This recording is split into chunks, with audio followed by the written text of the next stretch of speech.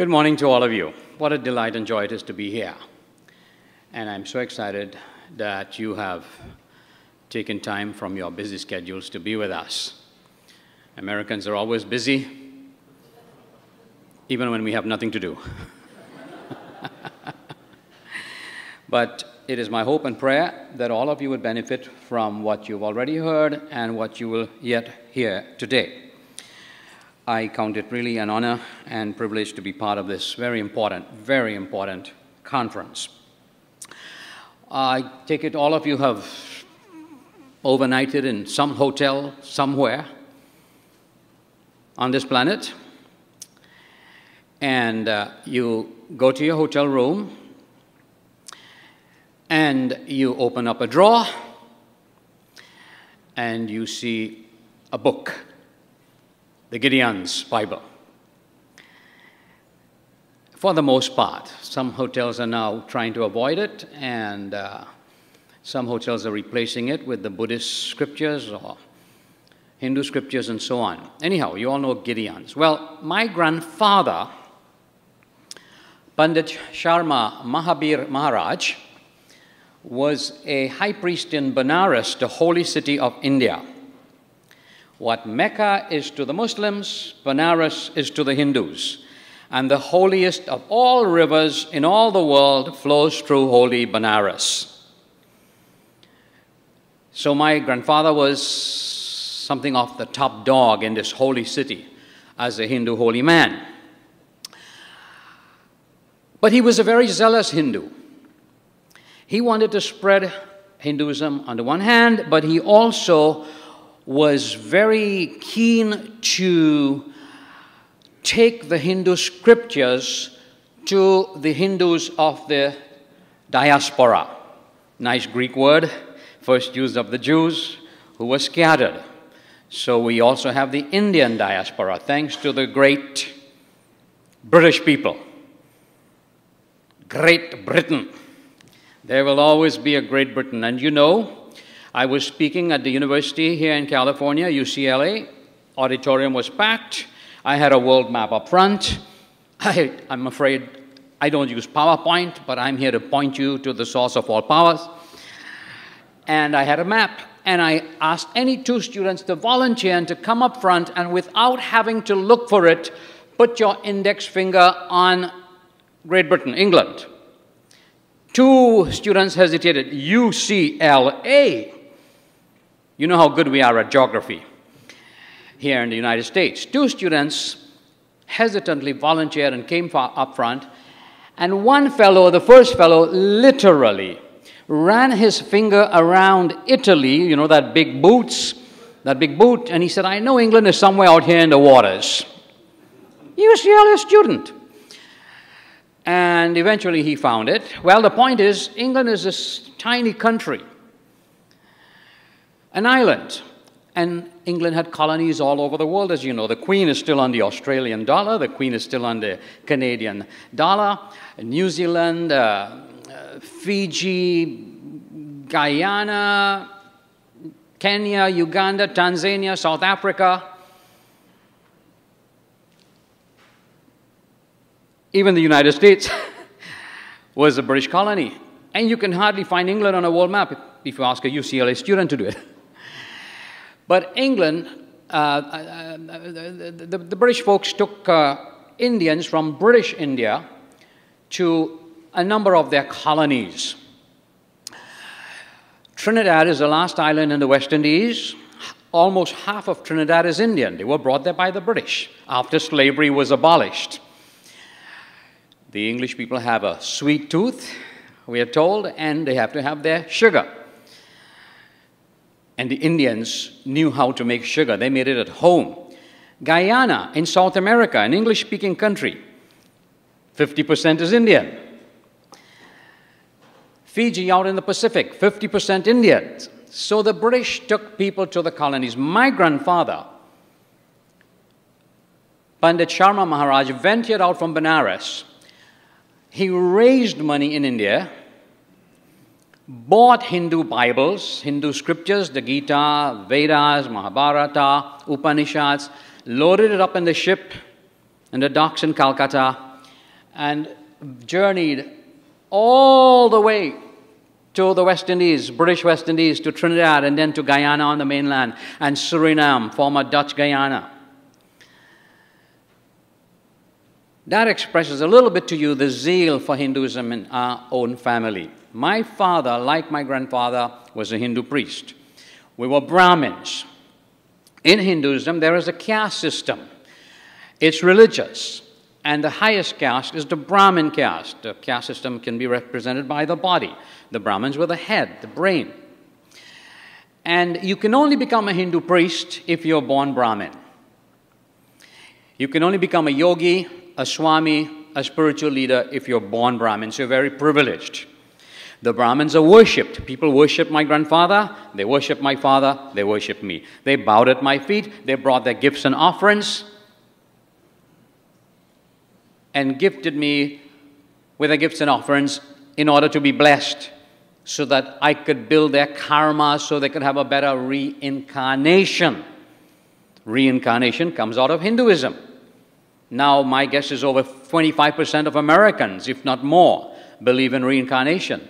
It is that almost 50% of Germans now believe in reincarnation. It comes out of Hinduism. But it didn't happen overnight. The idea of karma, law and effect, a cause and effect, the law of cause and effect, which comes from Hinduism, is now very prevalent. To a certain extent, yes, it's true, what you sow, you reap. This Bible even says so, but in a very different sense. You see, in the Bible, in the book of Galatians, Paul wrote, "Whatsoever a man soweth, that shall he also reap," if I could quote the King James here, which most of you are acquainted with. In Hinduism, what you sow, you reap, full stop. In Christianity, what you sow, you reap, hyphen. Forgiveness and grace. Big difference here. In Hinduism, no forgiveness, no grace. So Hindus are afraid of the beyond, of life after death. Where am I going? Am I going to reincarnate into a cockroach? Am I going to come back as a mosquito, or a bug, a pig, or whatever? You know, I lived in Germany for a while, and I used to tease my German friends. I said, you know, you Germans, you're all coming back as pigs. You've got to be careful when you say the word pig in Germany, because if you add to the word pig, it becomes a swear word, literally. And they were shocked at first. I said, well, you know, according to Hinduism, some of you, you're turning to Hinduism, you're turning to New Age. New Age teaches reincarnation. And go ahead, believe in it. Just know that since you Germans, you love sausage and ham and all that good stuff, well, if you eat a pig, you'll come back as a pig. You kill a mosquito, you'll come back as a mosquito. It's prevalent, this idea, all over the West today. It didn't happen overnight. So my father and grandfather, they were Brahmin leaders. My father was a guru, like my grandfather. Guru has different definitions, but the word guru means divine teacher. Guru is like God. There are several gurus. Not everybody can become a guru. You have to live the life. You have to follow the discipline and so on. So I was trained at a very early age to be a Hindu spiritual leader, to be a young yogi, practicing yoga, expert at yoga. My father was a yogi because he was an expert of yoga. And at the earliest age, I got into it. My mother, who is a very religious Hindu till this day, the first thing she taught me was yoga. The first thing, as a religious Hindu lady, I still remember it. She taught me to sit properly in the lotus position, yogi position. Dean did a great job. Thank you. You did a fabulous job explaining and expressing the whole thing about yoga and Hinduism. Well, I had to also learn to sit holding out my hands the right way, touching the fingers the right way, index finger and thumb. She taught me meditation. She taught me the mantras. She taught me all about the gods, Krishna, Rama, Shiva, Vishnu, etc. Now, my father practiced yoga, various forms of yoga. But my father taught me nothing. because he got so deep into yoga, so deep into it that he became an ascetic. It took him over completely. It was not, I think, his intention, but this is what happened. My mother is a very beautiful woman, a wonderful woman. She married very young. The Hindus, they marry off their daughters. A woman, a girl, is a handicap in the Hindu culture, a handicap. The moment the child is born and it's a girl, you have a problem. Your question is, where do I find the money for the dowry? And now in the villages in India, people can't read and write. 98% are illiterate, but they have the sonogram. They have the equipment to do the sonogram, and if it's a girl, they abort. Because a girl is a handicap. So my mother was married off very young. My father was somewhat much older, already famous, and a Hindu leader and a priest. And my father got so deep into yoga that he became an ascetic. He renounced the world completely, and he made several religious vows. We don't have time to get into all of it. You could read it in my book, Death of a Guru. This is now in 72 languages, about 5 million copies in print worldwide. I don't have $1 in my pocket from this book. It's mostly royalty-free so that the publishers would sell it cheap, and so poor people and students could afford it. Not that I don't need the money, of course. We all need money to pay the bills, but it's royalty-free for the most part. And I go into greater details in this book about my father and his life as a guru and as a practicant of yoga, as a master of yoga. And so one of the vows he took was a vow of silence. Vow of silence. He never uttered a word right after he married my mother. So I never heard my father's voice, not even once. He also vowed not to cut his hair. For the Hindus, the hair is sacred. And one day, long story short, he also vowed not to have any marital contact, any conjugal contact, right after the marriage. Mother was a virgin. But 9 months later, somehow, anyhow, I was born. For my mother, that was a big mystery. But I'm glad to be here. And I grew up in this atmosphere, and I watched my father sit as this yogi, meditating all day long. And meditation is a form of yoga. It's part of yoga. Meditating. And he was in another world, deep in trance. So one day, somehow, they would try to help him to get out of this lifestyle. You know, it's time to take on your responsibility as husband and as father. And they called the barber and asked for his hair to be cut. And the moment they cut my father's hair, he fell back and died on the spot. True story. There are thousands of people in India who would tell you, Hindus, when they broke their vow to some god, and we have 333 million gods, tragedy struck. They lost an arm, a limb, the house was razed to the ground, etc. Close relative died in a fatal crash right after they broke their vow. Now, you may say coincidence, but you can't keep saying coincidence. Somewhere you have to draw the line. Friends, my point is there are spiritual powers in our world. They are real. We here in the West have done brilliantly to deny some of the realities in our world. We put on that little thing they give you on the airplane to put over your eyes when you want to go to sleep. We love it. We've done it so well. And especially in the church. There is power. But there are two sources of power. One, there's God who created all this world and you and me. But there is also Satan, and he also has power. And I can tell you about that because as a religious Hindu, I experienced spiritual power in my own life. I knew that there were demons before I read a word in the Bible, the Christian Bible. I knew about the presence and power of demons in Hinduism. And I saw people having disastrous ends when they broke their vow, such as my own father. I'm not making this up. He broke his vow, not deliberately. His hair was cut. He had vowed not to speak, so he could not defend himself, having taken a vow of silence. And he died. He fell back and died on the spot. For me, that was a great loss. My father, the God, is now dead. I was 7 years old. He had lived like this for 8 years, unflinchingly, uncompromisingly, in that very way as an ascetic. He stayed in the same room on a wooden bed of his choice for spiritual discipline's sake. You sit in the lotus position on wood. The hard life to reach your goal. His goal was called moksha, deliverance from time, space, and the elements. His goal was called self-realization. His goal was God realization. In Hinduism, for those of you who like to say all religions have the same truth and the same goal and the same God, and friends, it is the biggest lie in the universe today. It sounds wonderful and friendly and harmonious and peaceful and all that.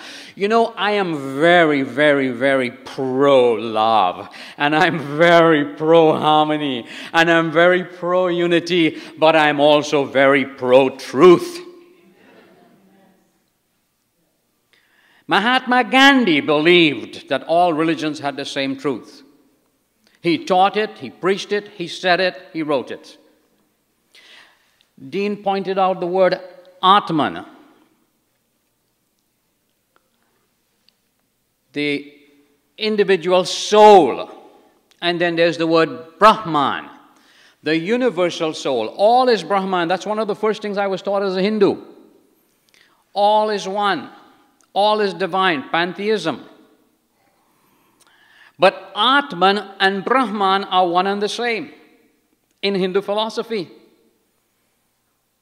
So you are God, somehow you forgot it in one of your previous reincarnations, and now your goal is to realize your divinity, to realize you are God. So Atman, from that word, Mahatma Gandhi got his title. Mahatma was not his name, it was a title. Mahatma, great soul, Mahatma Gandhi.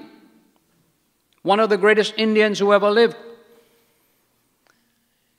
Great feats he accomplished, but he was also a great failure. He never changed the caste system. Millions and millions and millions suffer till this day because of the caste system. Because we have over 300 million low caste represented by the foot. They are nobodies, non-entities. They cannot go to school. They don't have any health care. Can't go to the hospital. The Dalits, the untouchables. In fact, those are the low caste. Then you have the untouchables. Lower than the low caste. They are under the foot. That's another 320 million or so. Nobodies because of the caste system. Gandhi did not do a thing for that problem, which still exists today. You heard about the two girls, the cousins who were raped, teenagers raped. They are low caste people. The rapist hung them. And the father went to the police station to report, my daughter is missing. The police chased him away because he was low caste. They didn't help. Disastrous story. Read it. Google it and read it. You'll be so shocked. But the same Mahatma Gandhi, who taught all religions have the same truth and the same goal and the same God in the end. You know what he wrote in his autobiography? I know about autobiography. I wrote my own. I wasn't going to wait for anybody else to write it because people write a bunch of inexactitudes when they write your biography for you. I know me. I know my life. I know where I came from and I know what I've experienced. So I wrote my own autobiography. I could stand for every single word and sentence in this book because I wrote it. Gandhi wrote in his own autobiography, pardon the emphasis, all my life I have sought truth, but I never found it. Tragic. Why? Because of that previous statement. All religions have the same truth and the same God and the same goal in the end. And unfortunately, that is what all the millions of New Agers in this country and in Europe believe. And it didn't happen overnight. You know when it started? Roughly, significantly in 1893. a Calcutta Hindu guru by the name of Vivekananda came to this country and spoke in Chicago at the Parliament of World Religions, first one ever in the West. And he proclaimed that same message that Gandhi taught. All religions have the same truth. It's only expressed in different forms. Go out into all the world, he challenged the delegates, and preach it. And Americans heard that message for the first time, and many started doing just that. Before 1893, perhaps 99% of Euro-Americans, not the native Indians, believed that Christianity was the right way. Believed that Jesus was the right way, whether they lived it or not, whether they went to church or not. But the great majority, definitely over 95% of Americans, believed that Christianity was the right way. That has changed. Over in Europe, we had Spinoza, philosophy. You know what Spinoza said? There is only one substance and it's all divine. He was influenced by Hinduism. Wagner, of the classical music world, was influenced by Hinduism. Hermann Hesse of the literature world was influenced by Hinduism. I can name 100 different famous European names. Here in the United States, we had the New England transcendentalists like Emerson and Thoreau. They fell head over heels for Hinduism and taught it in their speeches and in their literature. And it continues to spread. Now,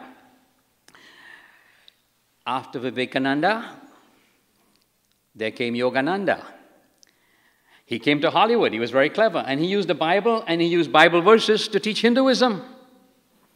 And the Hollywood people, they didn't know the Bible. They didn't know Christianity well enough. You know, they had their own secular, sensual life. But they were empty, and they were looking for something. We're all empty until we find the living God. Augustine said it, you know. There's a God-shaped vacuum in all of us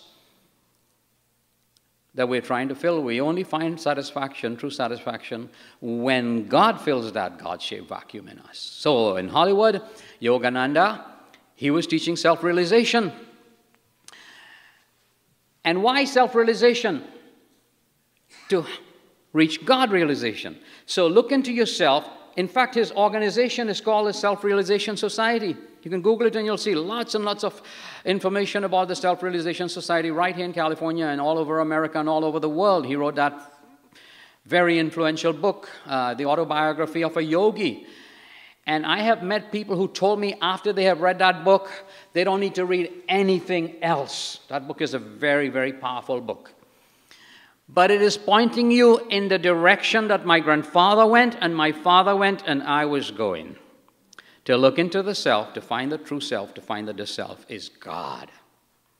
No Christian in his right mind would say, we all are divine, we just need to find our divinity. No Christian in his right mind would say the self is God. My mantra as a Hindu, all mantras are in Sanskrit, the holy language of Hinduism, was Aham Brahma Asmi. It means, translated, I am God, which I chanted over and over and over and over tens of thousands of times. I would fall asleep with those words on my lip. I would wake up in the morning and start saying those words, I am God, until I began to believe it. I went to my auntie on vacation. This was in the West Indies. She lived out in the country. I used to love to go to Aunt Sumintra because her husband owned a lot of lands out in the country. And I would stand in the veranda early morning and I would meditate and I would pass my hand from right to left and left to right and I would say, literally, I created it all. I created the hills. I would look onto these beautiful hills in the countryside, the mountains, and I would say, I created it all. I did it every morning on vacation. And one morning, suddenly, it dawned on me, wait a minute, Rabi, when did you create it all? I couldn't remember, and I felt like a god with Alzheimer's. The Maharishi came to the West later on. John Lennon brought him over here. And he taught transcendental meditation. He said it's a science, nothing to do with religion. And he won millions of people and he made millions of dollars. Guess what? It was religion. I partook in a court case where we prove in court that transcendental meditation is Hinduism. Dean mentioned it earlier on. Maharishi knew that he was teaching Jnana Yoga. There are different levels of yoga, different kinds of yoga. And he knew very well as a Hindu holy man that he was teaching Jnana Yoga, and the goal to realize your divinity. Two things I observed when I talked to transcendental meditation folks. They had lost a sense of social concern. They said they are now beyond that. They laughed at me because I was rehabilitating drug addicts and dropouts in Europe from the universities. They laughed at me. They say, oh, we're way beyond that. Because in Hinduism, you don't have to worry about people's poverty and people's needs. It's all their karma. That's their own doings. Don't worry about them. And secondly, I noticed a great sense of pride, the wrong kind of pride. They were very pompous and very arrogant. If you ask me, I would tell you the greatest ego trip in the entire universe is when somebody begins to believe that he is God, he is divine. And I felt sorry for those transcendental meditation people. And once you get into any form of yoga, you eventually would embrace reincarnation. And once you embrace reincarnation, you give up any belief in resurrection. Let me tell you, reincarnation and resurrection cannot both be true at the same time. Either the one or the other. Jesus did not reincarnate, he resurrected triumphantly. We just celebrated Easter, and we were reminded of that. And my grandmother, who was a religious Hindu, became a believer in Jesus. And when she died, I did not bawl and sob like so many of my Hindu friends when their Hindu relatives died. You know, I was sorry to lose my precious, wonderful grandmother, but I rejoiced knowing that one day I would see her again because of the belief in resurrection.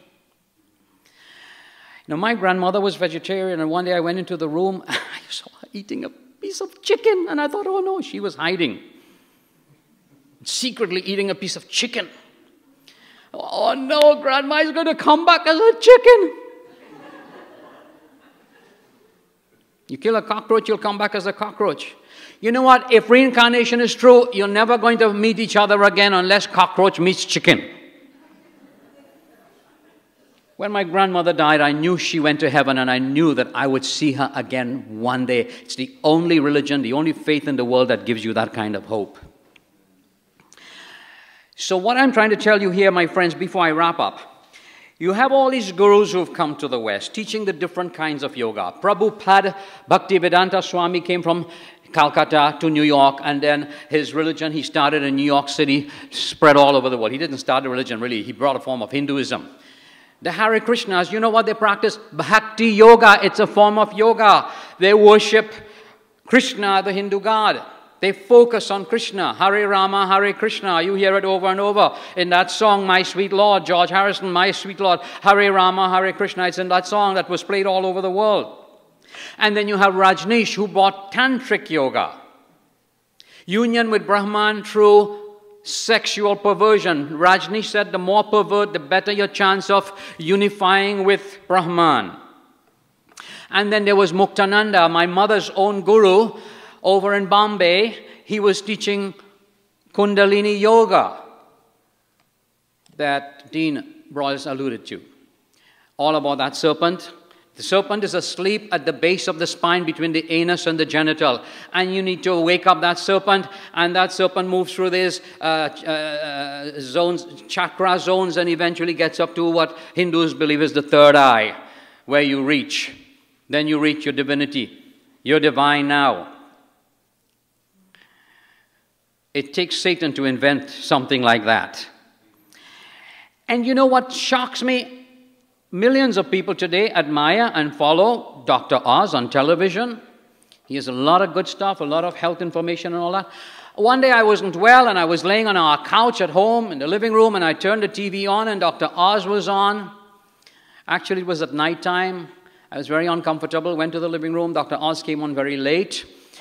I could not believe this highly educated popular, significant doctor, was teaching millions of people in America and all over the world about chakras. There's no scientific evidence for chakras. There's no scientific base for it, but yet we gullibly swallow it up. And all these women in the audience and a handful of men nodding, agreeing. It's very subtle. It's the name of the game. It's Satan's approach for these last days. Subtlety, subtlety, subtlety. Satan comes as an angel of light. He doesn't come with a tail and two horns. And it's all about health and fitness and looking good and feeling good. A daughter of wonderful friends of mine came back home from college recently. And I know the family very well. I've been to their home. I played with this little girl when she was tiny, picked her up, scooped her up, hugged her, kissed her. And I asked her, what was the best thing about college, your first semester? She said, yoga. It's an evangelical Christian home. I said, tell me about it. She said, well, what was the best thing about it? She said, well, now I'm centered. So in conversation, you know what I discovered? This centered thing is all about finding the true self. It's the goal of yoga. And now she's found that true self. She's found God. She doesn't need anything else. She doesn't need Jesus. From an evangelical leadership home, she doesn't even need Jesus anymore because she's found, they use the word centered, she's found it. It's sad, it's tragic, it's heartbreaking. It's deceptive, my dear friends. It starts very harmless, seemingly harmless. Hatha yoga, of course, is the biggest yoga in America, which you find all over the place, church halls and schools. You've heard from Dean. Yoga is all about union, like the yoke to ox. I'm going to end now, but I must share this with you before I close. It's all about yoking. In Hinduism, yoking with Brahman. Realizing that you and Brahman are one. You are divine. And it's deception, because we are not God. Yet an intelligent, brilliant, talented lady like Shirley MacLaine could make a movie telling the world she's God. Out on a limb. A friend of mine wrote a book in response, out on a broken limb. And it's part of the darkness spreading in our world. It is part of the darkness spreading in our world. Krishna in the Gita, who's becoming very popular in the West as a god to worship, Krishna in the Gita says, I am light. Well, Jesus also said that, didn't he? But Krishna goes on to say, I am also darkness. There's some truth in the Gita. I'm light, but I'm also darkness. Everything evil that happened in this world, I am. All Hitler's Holocaust, I am that. Do you want to be part of that? I don't. Jesus said, I am the light of the world. The only true light. And this Jesus warned us in Matthew chapter 24. See that no one deceive you. He could have gone on talking about the earthquakes and so on we will see in the last days. But he said, see that no one deceive you. There's plenty of deception going on today. 3 times in that passage, my wife was reminding me this morning, 3 times in Matthew 24, he warned us, don't let anyone deceive you. I was hacked. My wife was hacked. I was hacked. I was in Austin speaking at the university. My wife calls me from Pasadena. She said, honey, you better sit down. I said, what's going on? She says, I turned on the computer. I went to your Juno. I had Juno. I have Gmail now. She said, it's all gone. Everything is gone. They wiped it out. They stole it and they used it against me. My whole address list. They used it against me. They sent out letters to my people telling people awful things about me. I lost it all. I had to start all over. Retrieve, and it was very hard. My wife, she got hacked. It was a terrible experience for us. This planet is being hacked on a large scale by the enemy who also has power. Don't let him deceive you. I lost everything internetally speaking. Satan wants us to lose everything spiritually speaking. God is there for us. He's with us, the true and living God, if you have him in your life, that is. Christ came and died on a cross and shed his blood for your sake and my sake. And the Bible says the blood of Jesus Christ cleanses us from all sin. I have Christ. I don't need all the benefits, so to speak, of yoga. Yes, I exercise. Yes, I walk. But you know, this body we're working so much at and spending so much money on, all these courses and stuff we're taking, it's going to die one day. But we'll have to face God in judgment. It is appointed unto all men to die once, not 100 times, but to die once, and after death comes the judgment of God. And he wants to see us through that judgment. We just need to look to him. I thank you for listening so attentively. God bless you all.